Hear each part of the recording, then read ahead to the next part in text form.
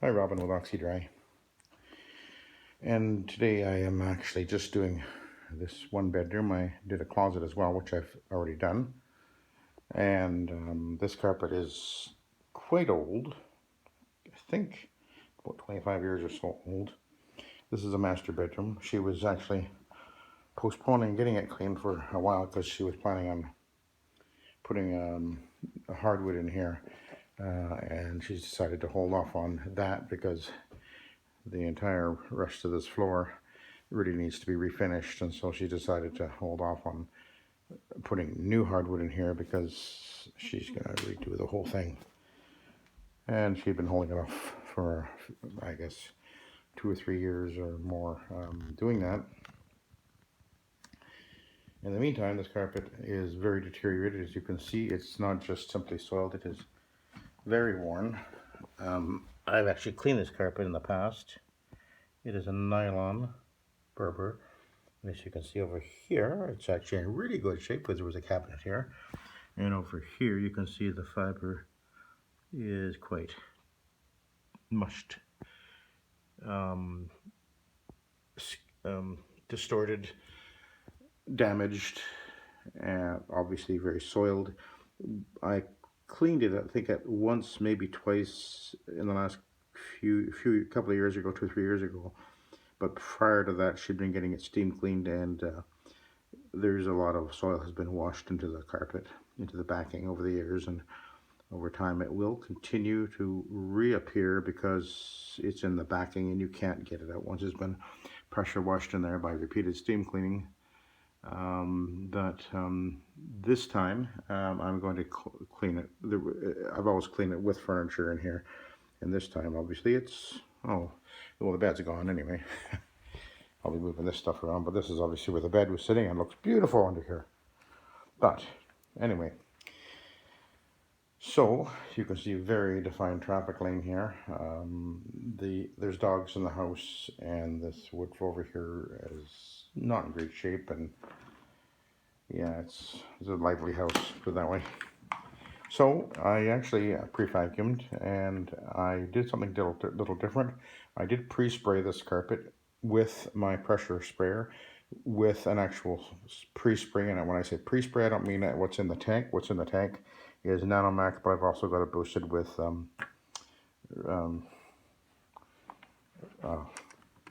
what is it? Always escaped me. Rocket, Revive Rocket. And but I pre-sprayed with an actual pre-spray. Now, a pre-spray, by definition, is actually a surfactant. So this actually is a pre-spray that's in, I've sprayed it with, it's a Von Schotter product. There are other products out there, but it's specifically meant to be used, well, ideally with the Von Schotter system, which is a dry foam system, but it works fine with any low moisture process. It's a very good quality product. It is specifically a surfactant with lower surface tension, so that's what I pre-treated this carpet with, and I've got my normal encapsulating product in here boosted with the Revive Rocket. So let's give it a try. I've got to switch hands here, so I'm hitting with my right hand on the left handle so I can apply my solution. And I have a my soft bristle brush on the machine right now, and my plan is to do the traffic lanes. I've pre-sprayed all the traffic lanes,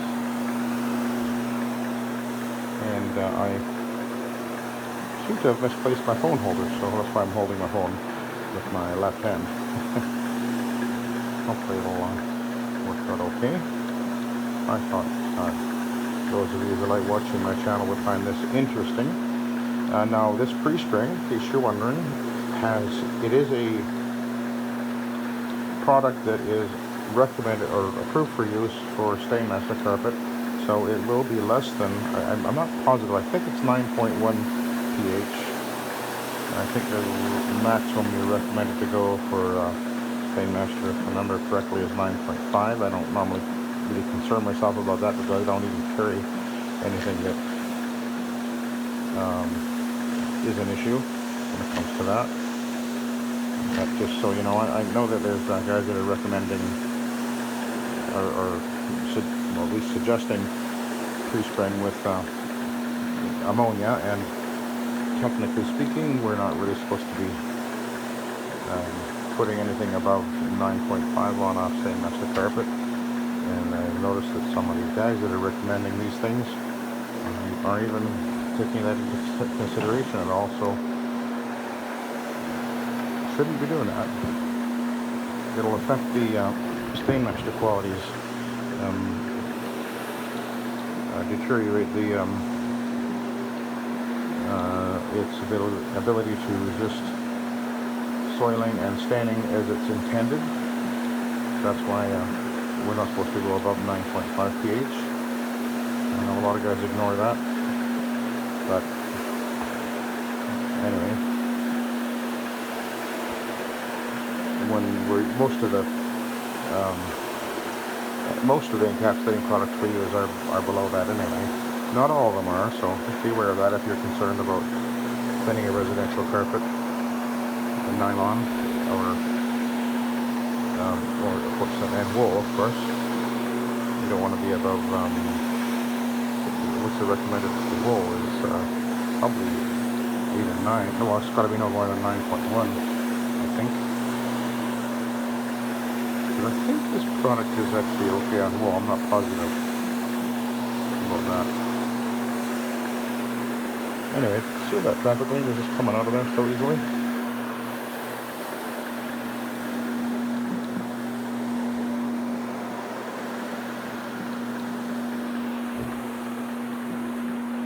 Still looking pretty dingy, but it is the carpet is really, I told her this carpet pretty much is done for, and she knows that. She's accepted that, and she's not expecting me to restore it. You can't restore when the carpet is so terribly worn. You can't fix that. You can't fix the wear. And this carpet is very worn. But it's going to look alright.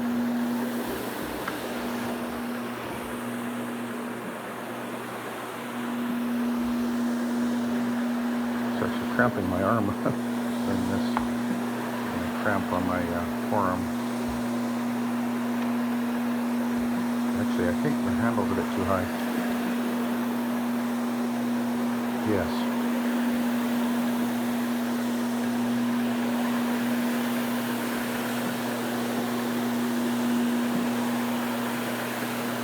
So, we're going to go out the door over here, I guess. I'm able to use my trigger here.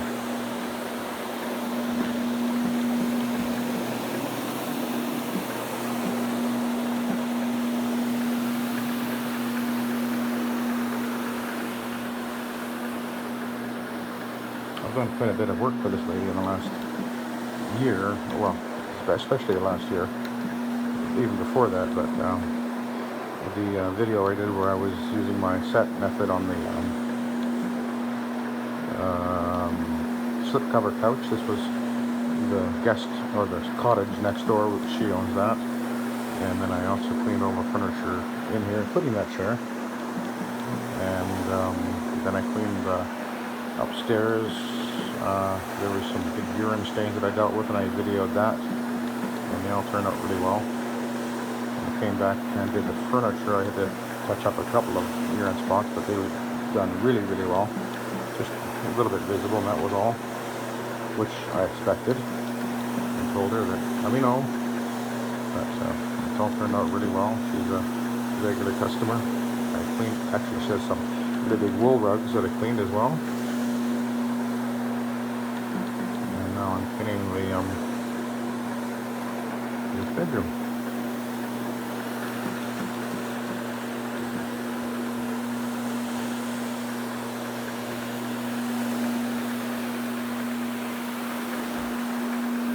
But it's looking not bad at all, actually. I'm gonna jump the wire. That's a little bit risky. Back down over here. I Probably used about a half a gallon or so. Haven't used very much. It's easy to over wet with the brush, so I'm going to be careful of that.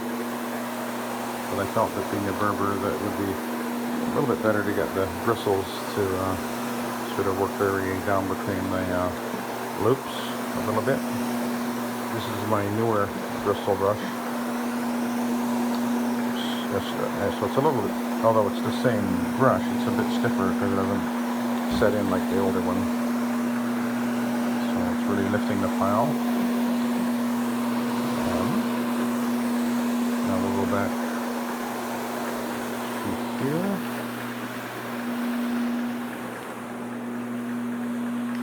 That's looking pretty good, eh? So let's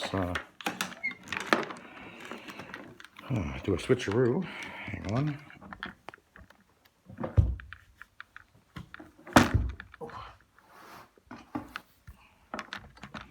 So there's the brush I'm using, and the deflector is there to deflect the center feed. My machine is a center feed, so it spins out onto the brush around the perimeter of the center hole there.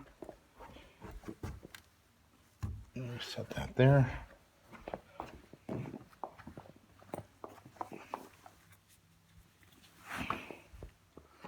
That's side B of that pad that was used in the closet over here, which cleaned up really good.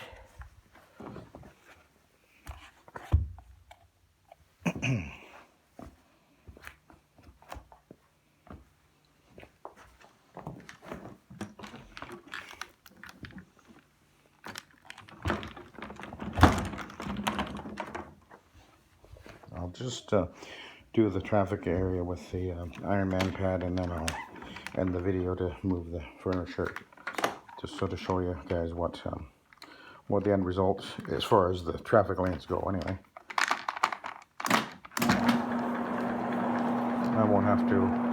I don't expect I'll need to apply anything, so I got my hand on the right side. Don't expect to be using the trigger, the valve at all. But there were some spots here, and they're all gone already. Yeah, don't discount the ability of the brush to really lift and emulsify soil. They really are quite effective, actually.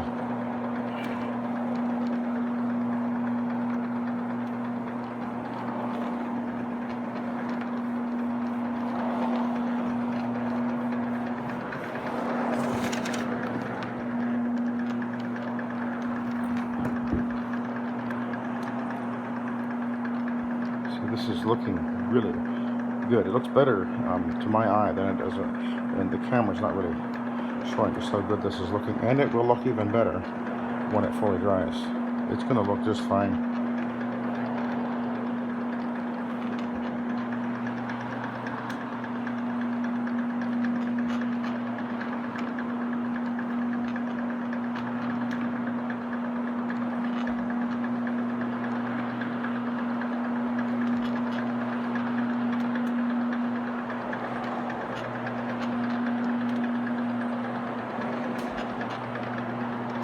She will be very, very pleased with how this turns out.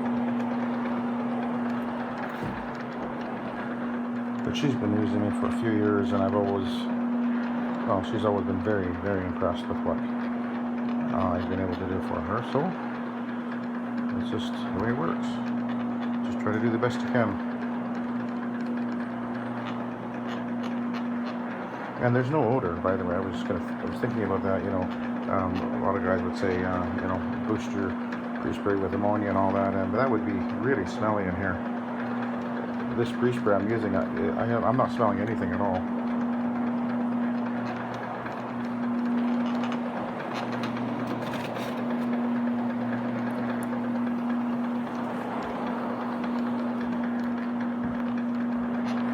So I'm going to go, when I turn off the video, I got to go and do all the edges and everything. I'm not really showing that. I will be doing every inch of this carpet before I'm done, but I'm not going to video everything, because I've got to get under this furniture and move that around and whatever. I need both hands for that.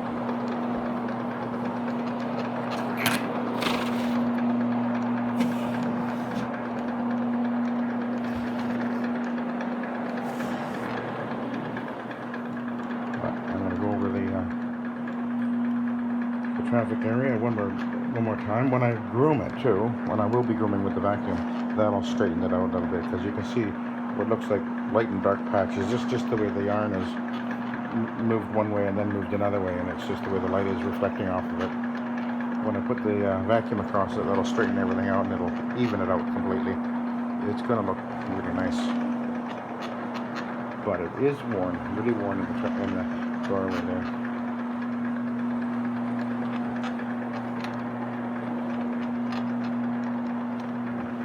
Okay, I'm gonna turn around. Just go over to the door one more time. And the rest of it will just take a couple minutes to do.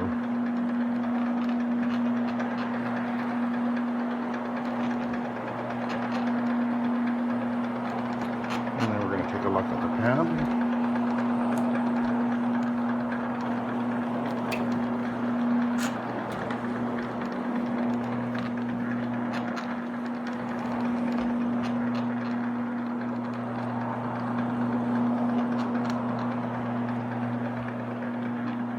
There's a stain right there.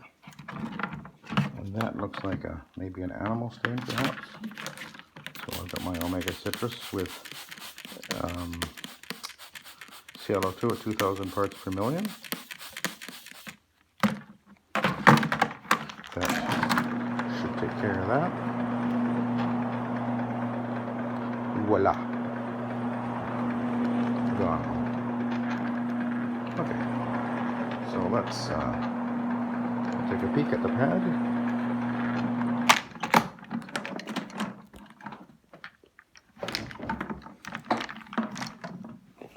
This was the side that was in the closet. And there we go. So it's looking pretty good. It's definitely getting soiled.